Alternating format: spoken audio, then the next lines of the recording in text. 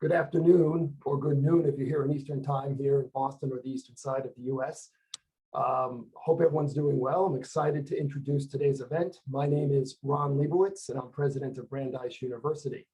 My wife Jessica and I are delighted to welcome all of you to today's event, the Future Capitalism 2021 Asper Award for Global Entrepreneurship featuring Governor Deval Patrick. The Asper Award for Global Entrepreneurship honors individuals who combine success in business in the United States with a global outlook and who leverage that success to ultimately make the world a better place. Previous winners of the award include Roberta Lipson, class of 1976 and CEO of United Family Healthcare, John Harthorne and Akhil Nigam, co-founders of Mass Challenge, and Brian Lash, Brandeis class of 78, founder of Target Companies. The Asper Award is administered by the Asper Center for Global Entrepreneurship, which serves as Brandeis International Business School's platform for examining and understanding the key trends affecting entrepreneurship across cultures and borders. The center is currently directed by Ben Gomes-Caceres, Brandeis class of 1976, and the Peter A. Petrie Professor of Business and Society in the Brandeis International Business School. Both the center and the award were established with the support of Leonard J. Asper, Brandeis class of 1986, the current CEO and majority shareholder of Anthem Sports and Entertainment Corporation. This year's awardee is Deval Patrick, the former governor of the Commonwealth of Massachusetts, who is receiving the Asper Award in recognition of his contribution to the state's vibrant innovation ecosystem. After the award ceremony, the governor will engage in a conversation with Professor Lisa Lynch. On behalf of the entire Brandeis community, it is my pleasure to extend a warm welcome to Governor Patrick and a warm welcome back to Professor Lynch, who has been on a well-earned sabbatical after completing her tenure as Provost of Brandeis in December. I'm happy now to introduce Katie Grady, Dean of the Brandeis International Business School and the Fred and Rita Richmond Distinguished Professor of Economics.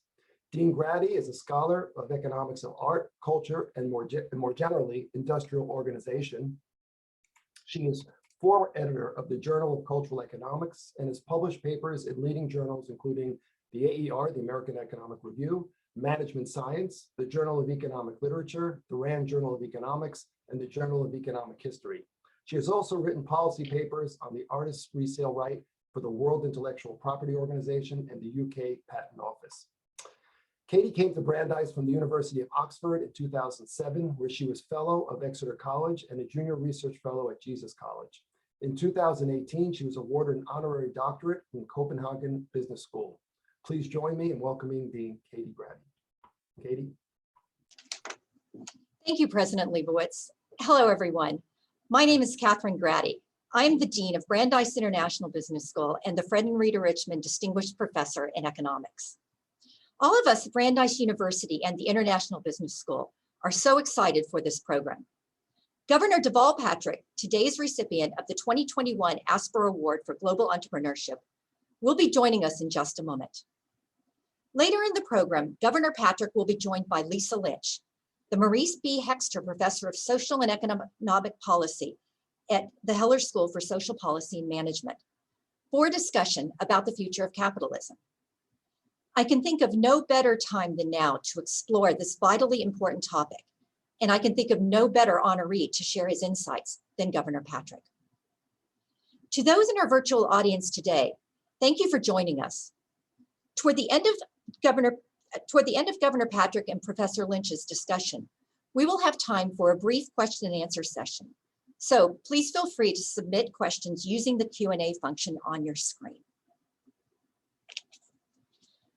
Originally from the south side of Chicago, Deval L. Patrick came to Massachusetts at the age of 14 when he was awarded a scholarship to Milton Academy through the Boston-based organization A Better Chance.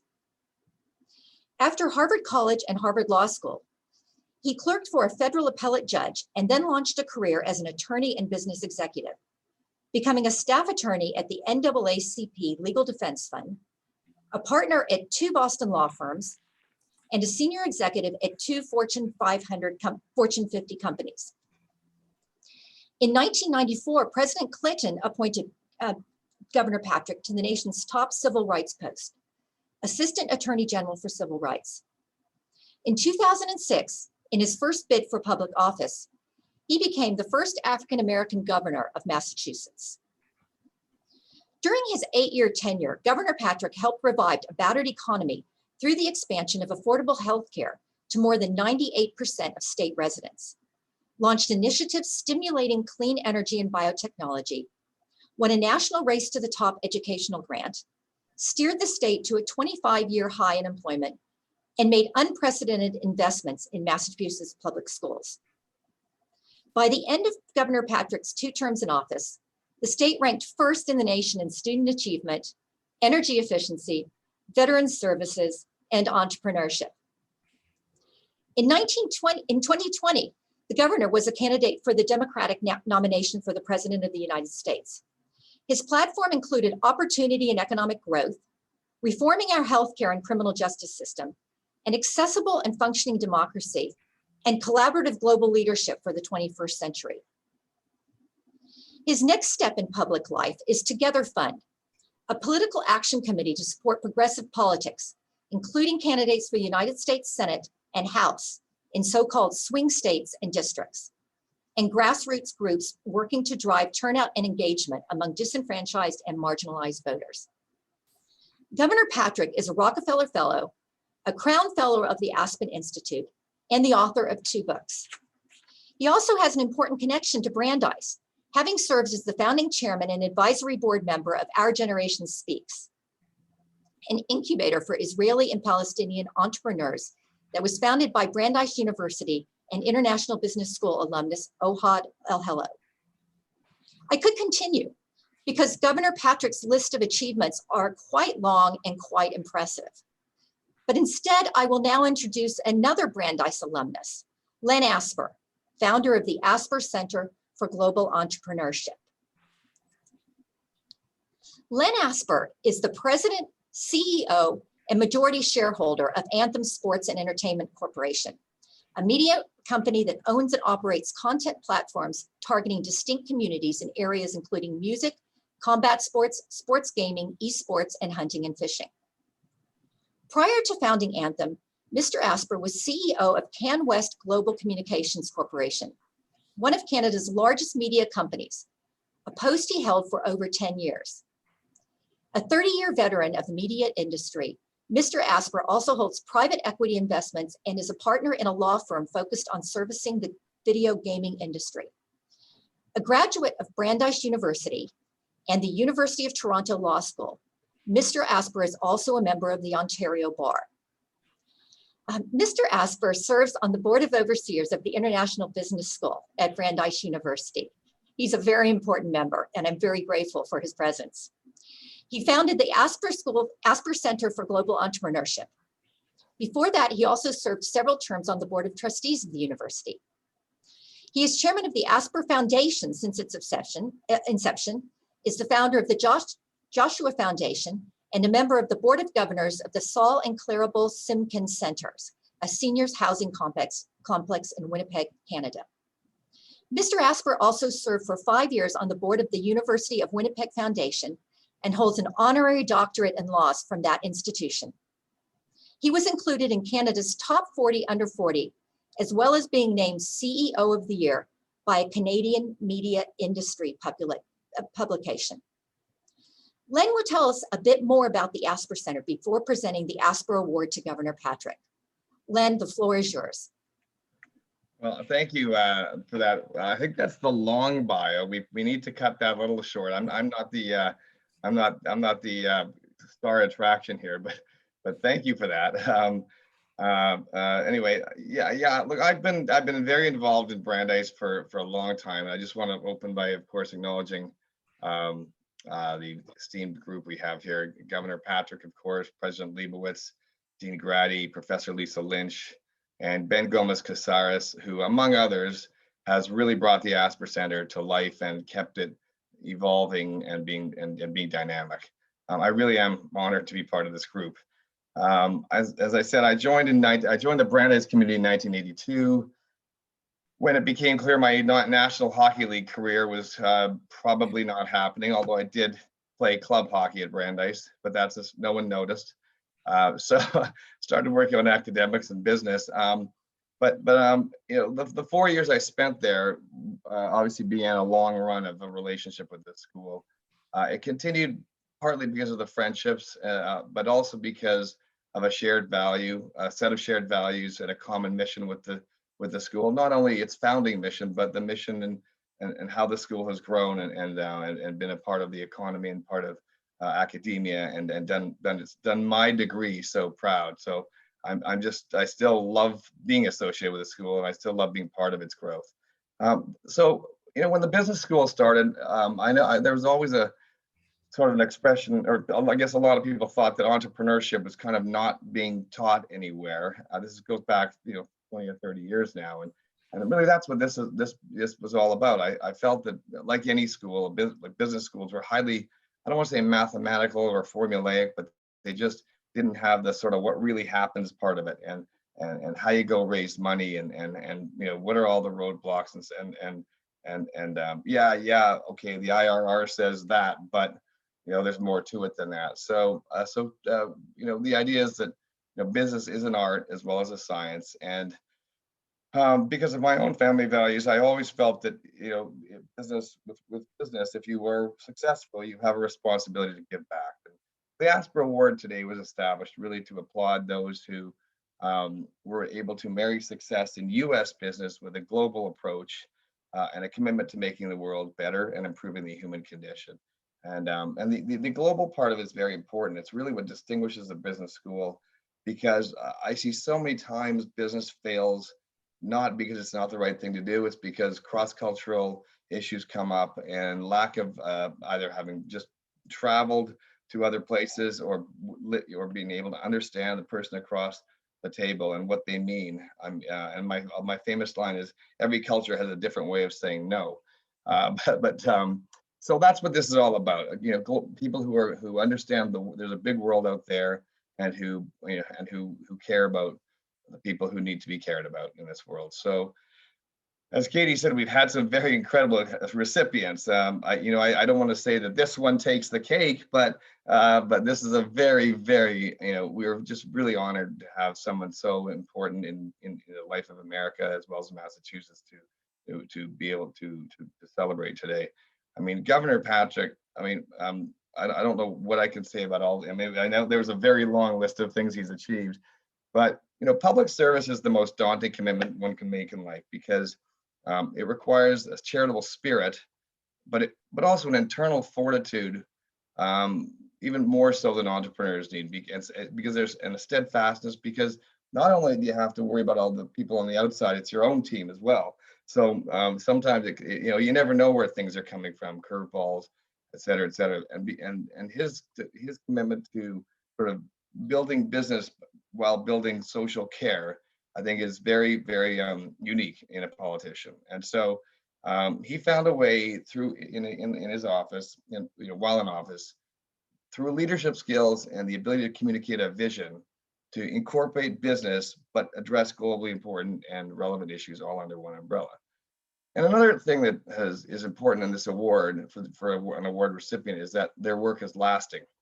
And yes, it's nice to try, but to succeed and leave a lasting imprint of your work is really the perfect result, and that is definitely the case here. So this award is in recognition of Governor Patrick's vigorous public leadership and support of innovation in Massachusetts throughout his time in office. Every startup pretty much in the state today benefits in some way from Governor Patrick's public actions. So on behalf of the ASPR Center for Global Entrepreneurship, I'd now like to award you, Governor Patrick, the 2021 ASPR Award for Global Entrepreneurship. And I guess this is where I'm normally handing you something, but I'll read it. I've got it right here, Len. Oh, good. Oh, good. Says Brandeis, I think you read this, or are you reading this, or am I? Why don't you read it?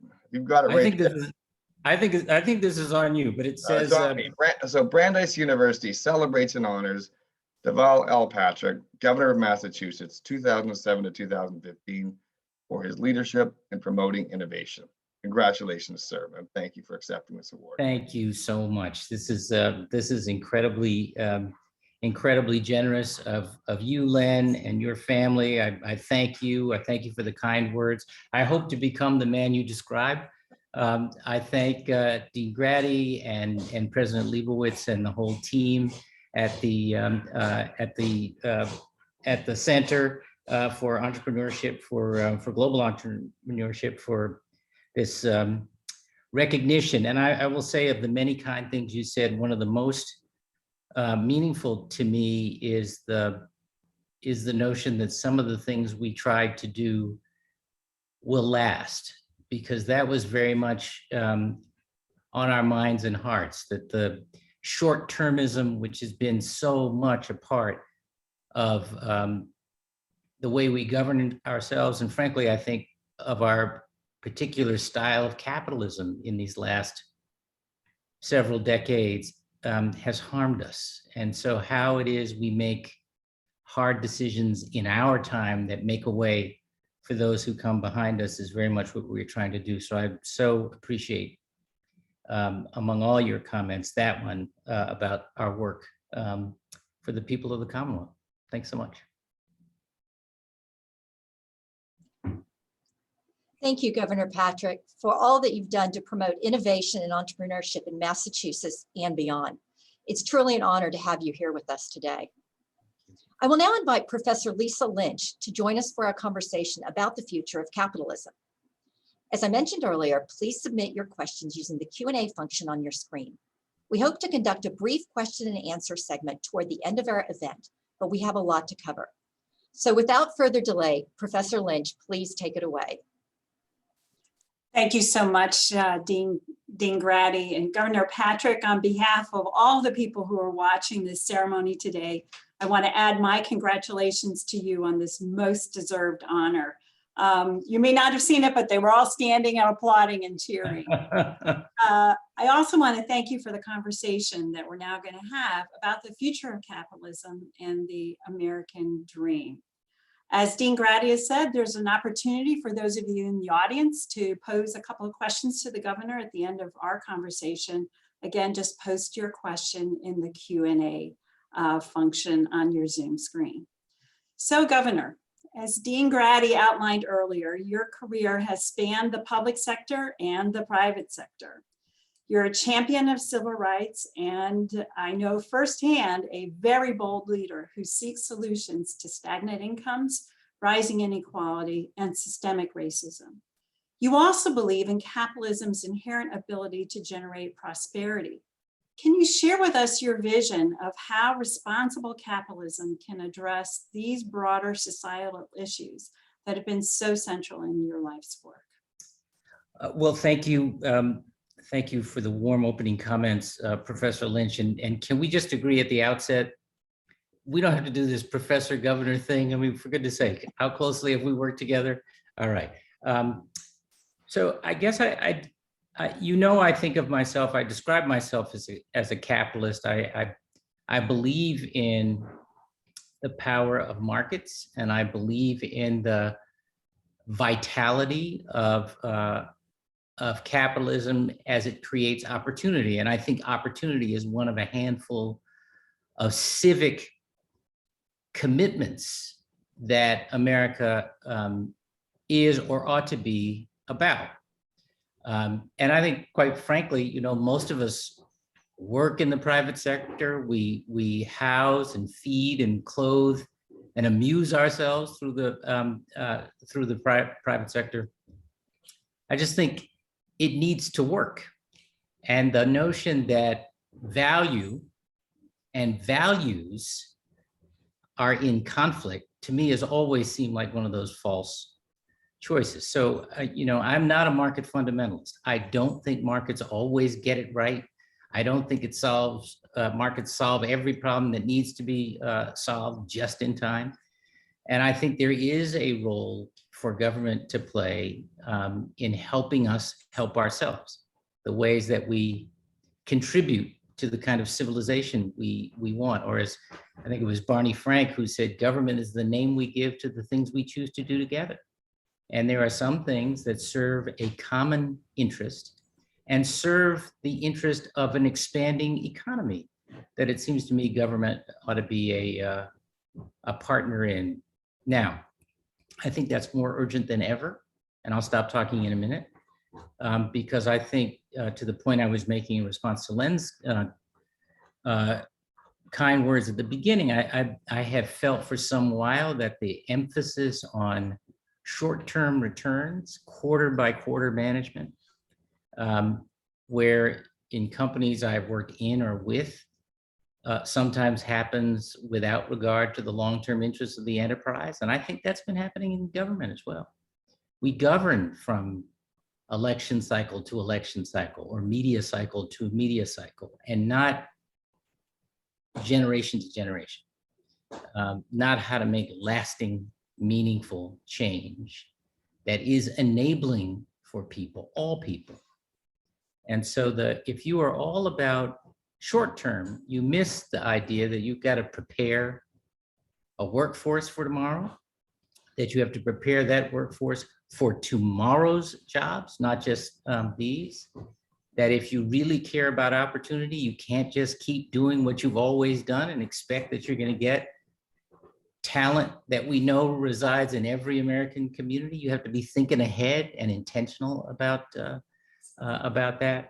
And so I think that when you take account of the emphasis on short-termism, you begin to, in our economy and in the way we govern ourselves, you begin to understand why economic mobility has stalled out, why it is we have been, until recently, barely conscious of the impact on climate and what's happening to the survival of the planet.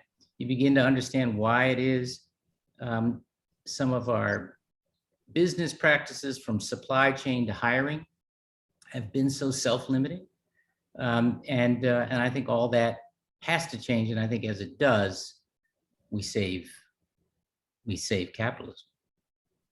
So, it's not only the short-term focus, but given what you just said, it's also that the interests of capitalism have to be something beyond just the shareholder, that there is a much wider constituency. I do. And by the way, this notion that it's the shareholder right or wrong or all the time, it's not only is it morally questionable, I'm not even sure it's practical reality, especially nowadays. That you foul the economy, or foul the environment, or mistreat your employees, and everybody knows. It's information is ubiquitous, and if you don't think that comes around to bite your financial value, think again. Consumers are making different choices today about what to buy, where to live, how to clothe themselves, based on a set of values, a set of ideas about what serves the common good. It's mostly young people, but it's a few of us old folks too. And I think that is a secular trend that points in a very, very encouraging direction, and around which the smartest businesses are adjusting. So Deval, you and I have talked over the years about the work that you got involved in after you were governor of the Commonwealth, and in particular your work at Bain on impact investing projects. Could you share with our audience today a little bit about what drew you to impact investing, and maybe a few projects at Bain that best exemplify how you can actually, in this market economy, deliver both superior financial returns and measurable social and environmental good?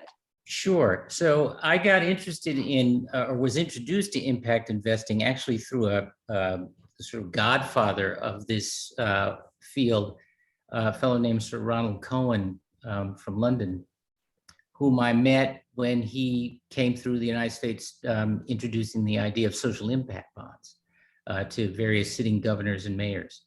And I was excited by that idea because it struck me, and for those who may not know, this is private capital that comes in alongside government to try a new way of solving a social issue and to create proof points about what can and cannot work more efficiently. And from the savings, if there are savings, the bondholders get repaid.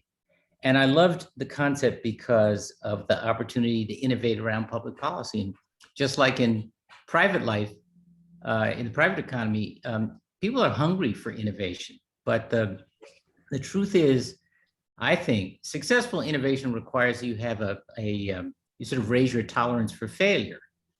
But politics, Lisa, punishes failure. And so folks are really nervous about trying things and not having them work. Dean Grady was very kind about the things she listed of our accomplishments. She didn't list the things we tried that didn't work. Had it been a campaign and someone on the other side, that's all they would talk about, right?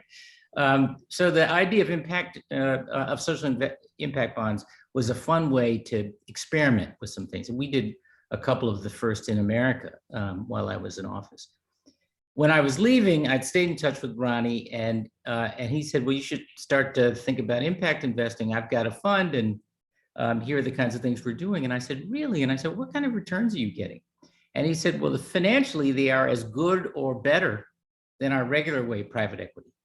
And I said, wow, I'd love to be able to demonstrate that at scale. And on a platform where that I think generally people think of it, rightly or wrongly, as just all about the shareholder and the bottom line, all about sort of regular way capitalism. And I have some friends at Bain Capital who, it turns out, were also very interested in this, leadership, who had been asked to think about impact investing because their LPs, mostly from Europe, were asking about it. So I came in and we launched this this fund, which is now raised its second fund. There are nearly 30 people on the team now.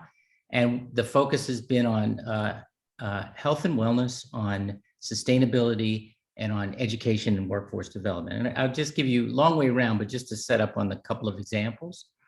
We invested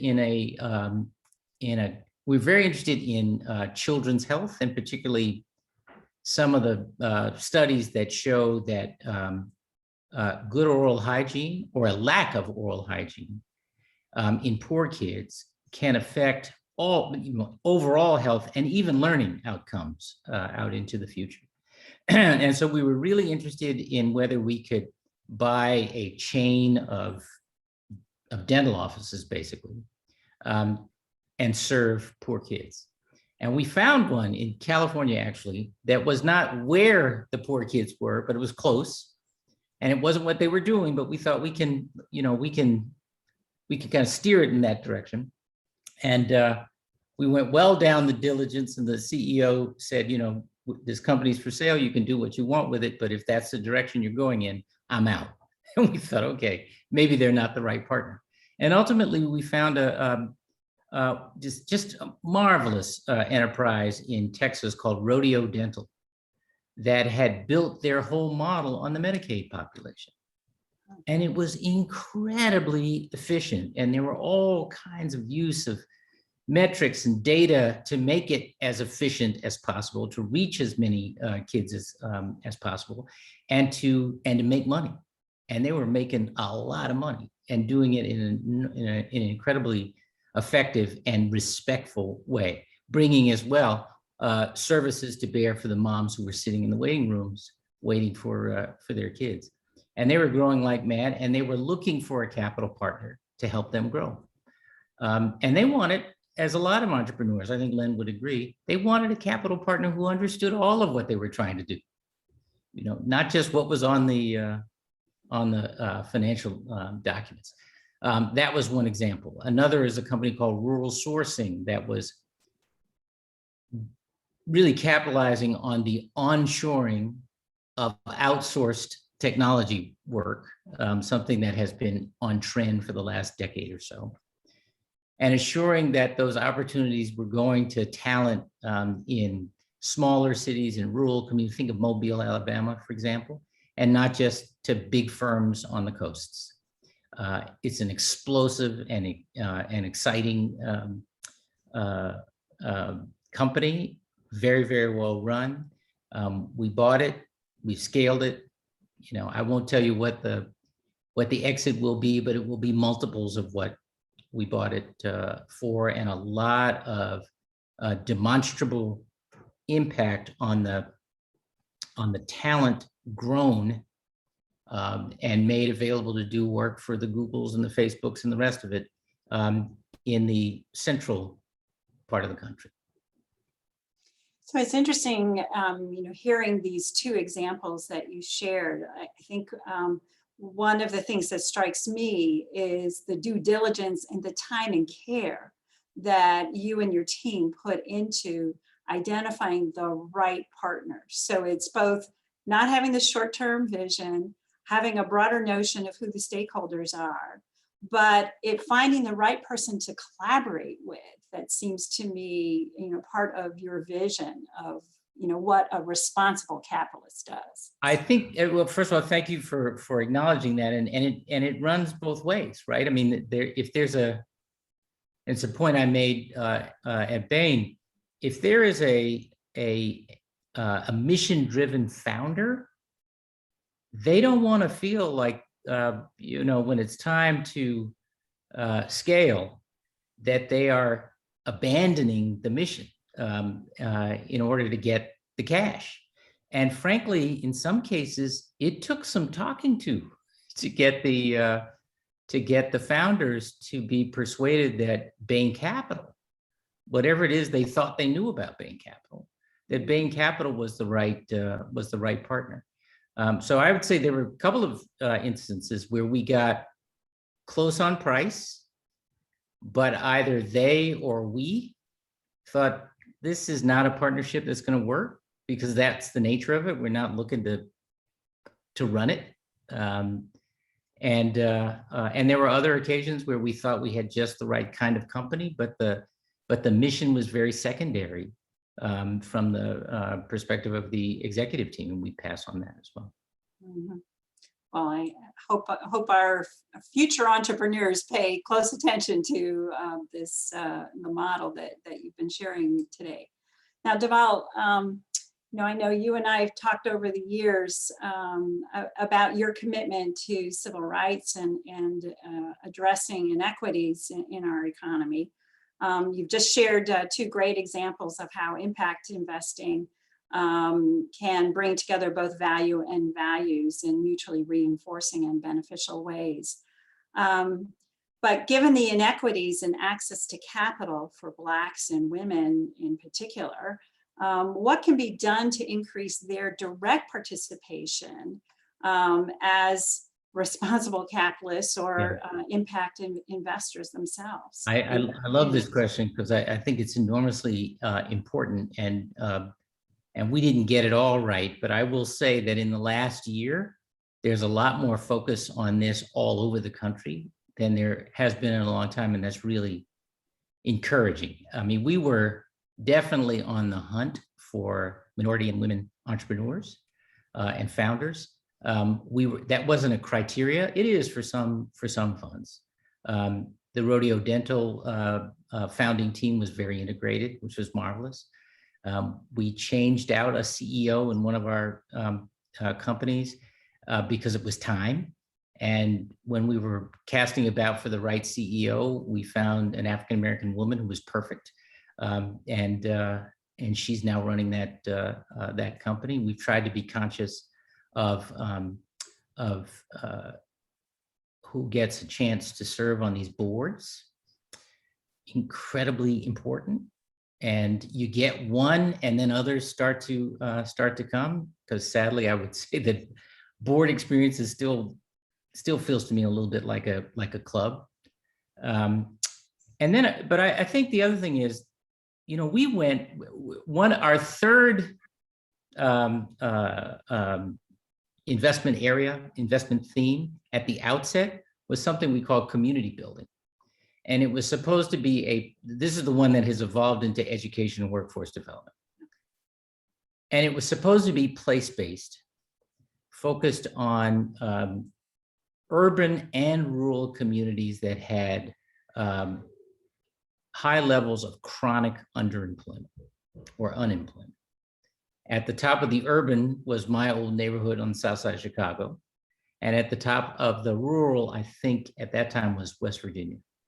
And to find those, you had to go look, because a whole lot of those companies weren't looking for Bain Capital. They weren't looking for an investment banker and didn't know an investment banker who was going to introduce those kinds of opportunities to us. We had to go find them.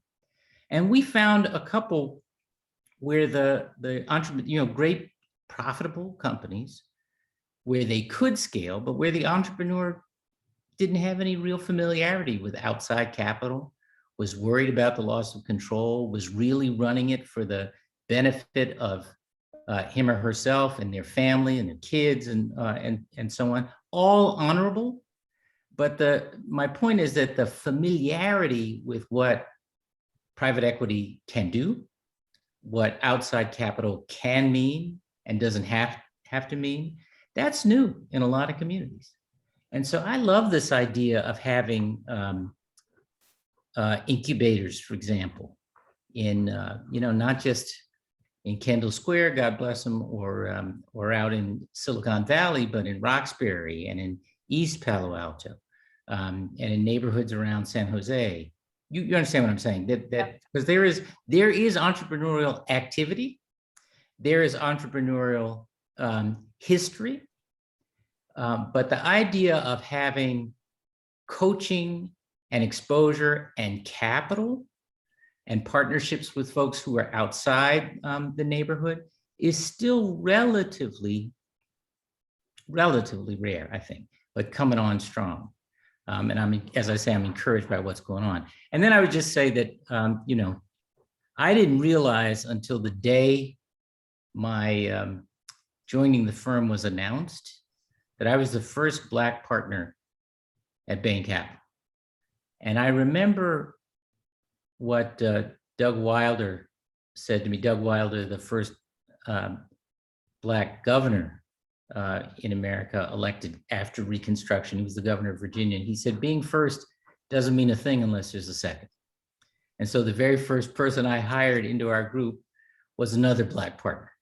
And our team is still the most integrated, intentionally so, in the firm. And it's a model and a kind of an incentive, I think, for others.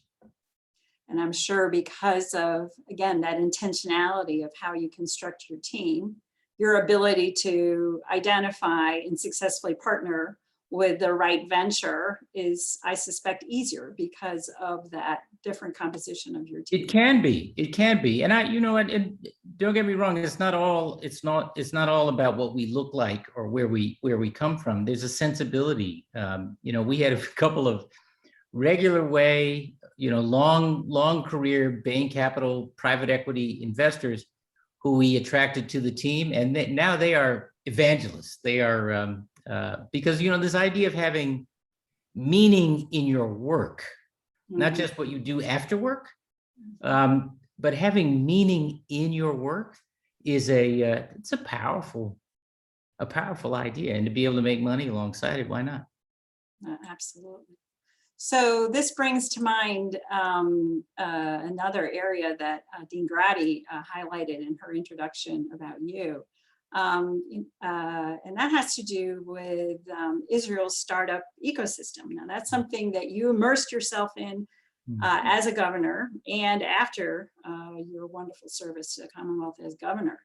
As Dean Grady mentioned, you served as the inaugural chair of the Board of Advisors for Our Generation Speaks program at Brandeis. And for those in the audience who are not familiar with OGS, this is a very unique program that brings together young Israeli and Palestinian entrepreneurs to the Brandeis campus and to the greater Boston area to develop social impact ventures together. So I know, you were really such a critical person in the establishment of OGS. Can you share your assessment of now sort of 5 years later, how successful This startup incubator has been in using entrepreneurship to bring together a new generation of emerging Israeli and Palestinian leaders committed to building a new infrastructure of hope for the region. Well, you used the founder and Brandeis graduate's marvelous phrase when he talked about the importance of an infrastructure of hope in the region, and his experience as a member of the Israeli military, never having been This exposed. is Ohad Haleo for people, Zohar Hello. IBS graduate. Yes, who hadn't had exposure to Palestinians except by having to surveil them in his military role. And I remember him describing how, you know, he's watching these families through his from his lookout, wherever it was, day after day, doing exactly the same things that his family did in the village where he grew up. They were the same. They were trying to figure out how to put the day together and get the kids fed and do their chores and think about and work toward the future. And I think, I don't know that Ohad always describes it this way, but I think of it as having a mechanism, a meaningful mechanism, meaning this collaborative entrepreneurship by which people can build both prosperity and relationships, that they can know each other.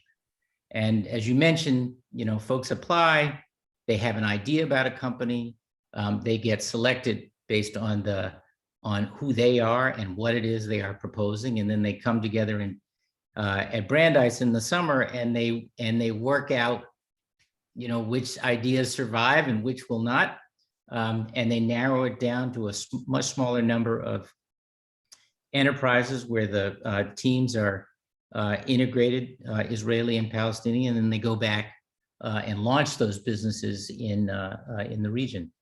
And I think, first of all, that I came to know the startup culture of Israel in office because, you know, we were looking for partners all over the world who shared the notion that innovation was the way to build an expanding and more inclusive economy. It was the most dynamic way, and that we had all those tools in Massachusetts with the concentration of brain power, the research institutions, teaching hospitals, and so on.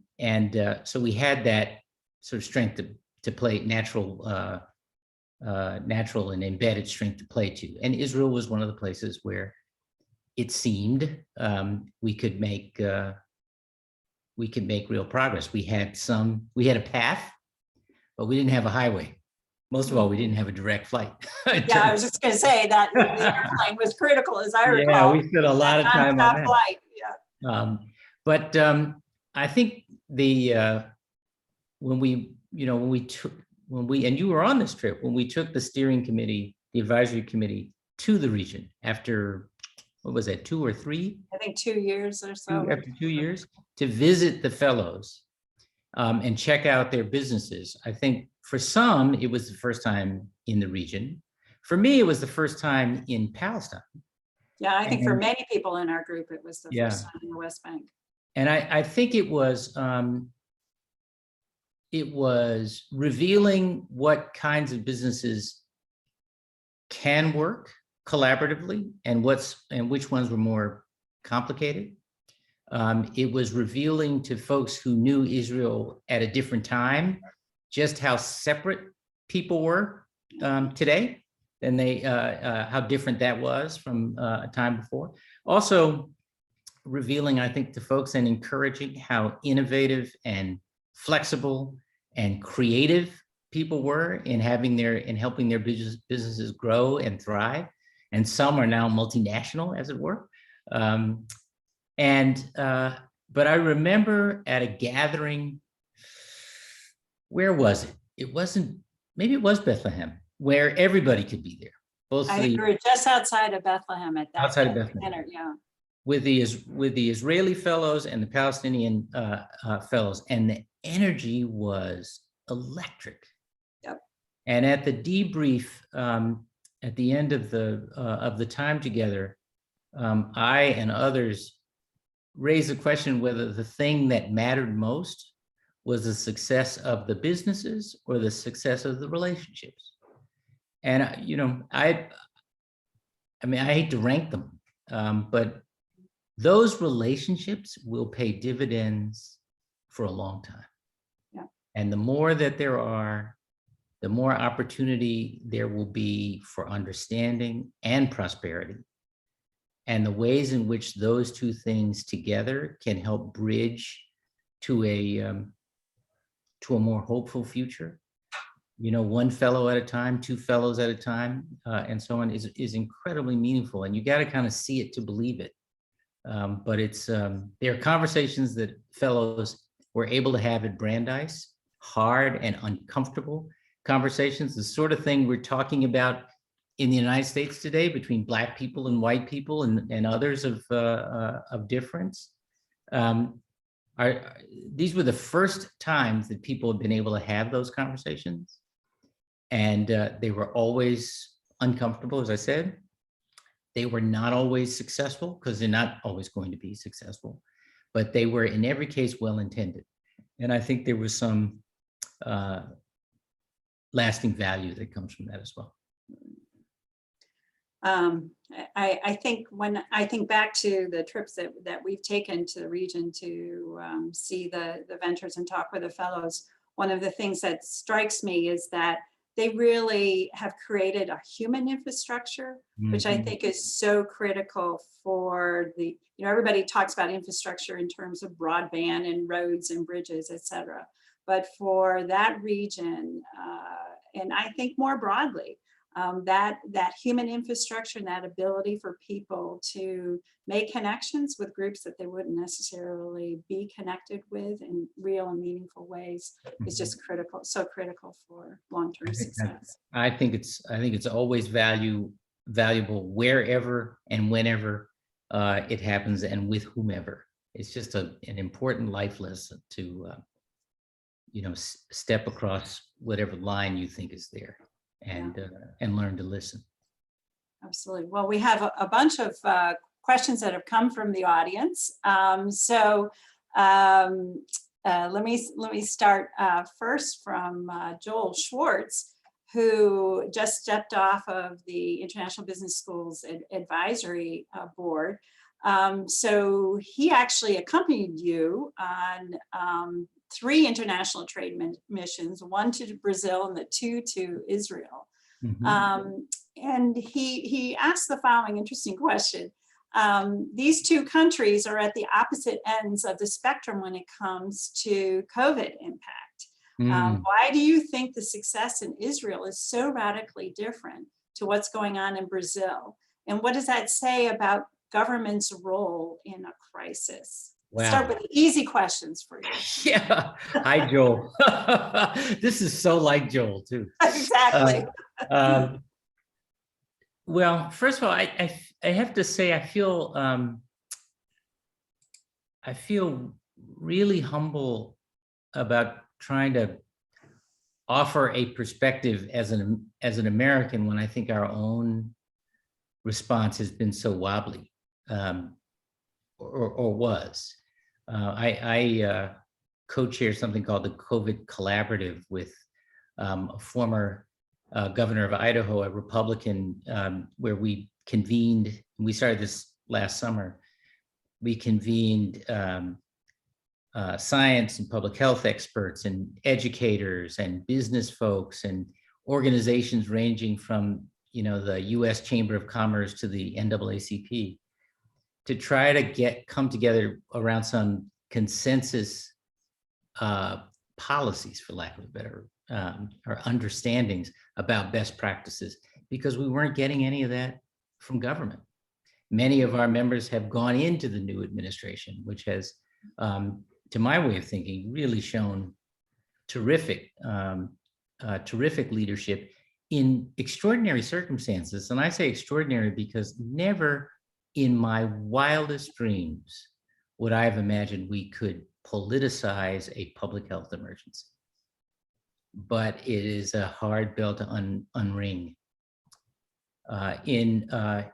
In Israel, I mean, leaving aside, and it's a big thing, but leaving aside the differences in the size of the country and the countries and the populations, in Israel, government is very much a presence. I mean, geez, politics is very much a presence. It's just all around you, and there is a pretty darn good national healthcare system, and I think it's pretty well respected as well in Israel. I think that's true, and so there was a framework and a relationship with government, citizen to government, that made it possible to say, look, this is what it's going to take, and this is what we're going to do. Now, they had their issues with the Hasidim, with the ultra conservative community, and those may continue, but I think there was progress made there as well. In Brazil, you have a leadership who denied that COVID was real. I think when he got it and survived, thank God, I'm not sure he really changed his tone that much. So there wasn't there wasn't the leadership of setting the tone that this is a real emergency and we all have a stake in solving it. And I don't underestimate the importance of that tone from my own limited experience. I mean, the marathon bombing, it'd be hard to imagine saying, to Boston or Watertown, you guys, good luck. Let us know if you need anything.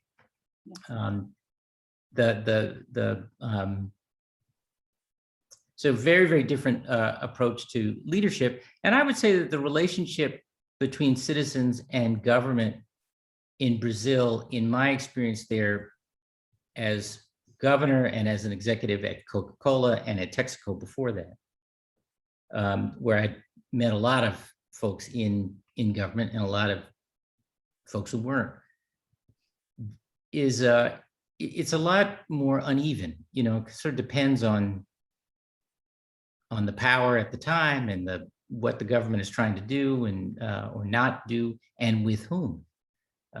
So I do think, look, I'm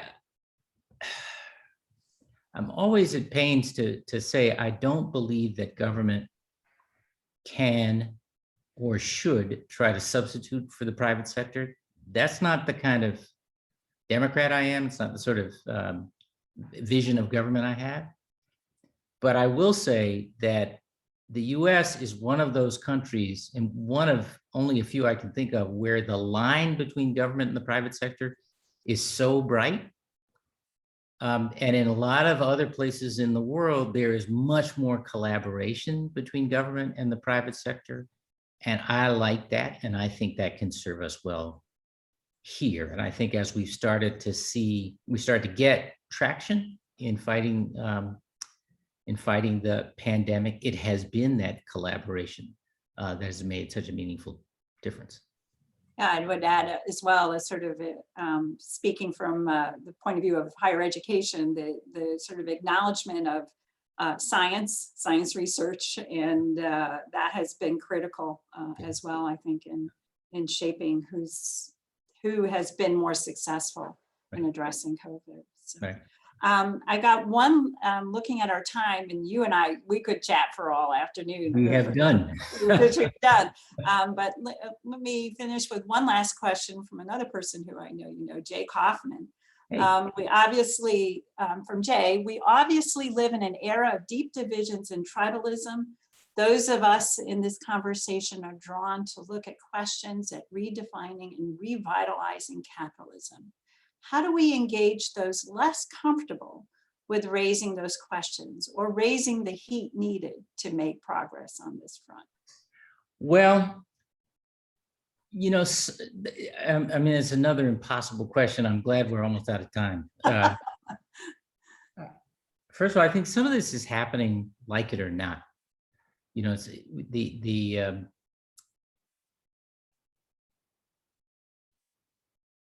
I was trying to describe to my daughter in a way that she would hear it as a compliment that her generation is the generation I've been waiting for. They are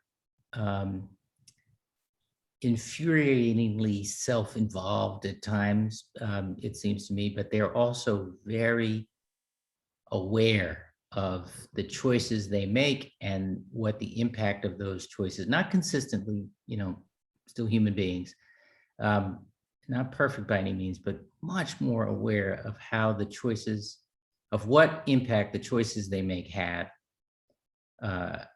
on the planet and on other people. And that to me is incredibly hopeful.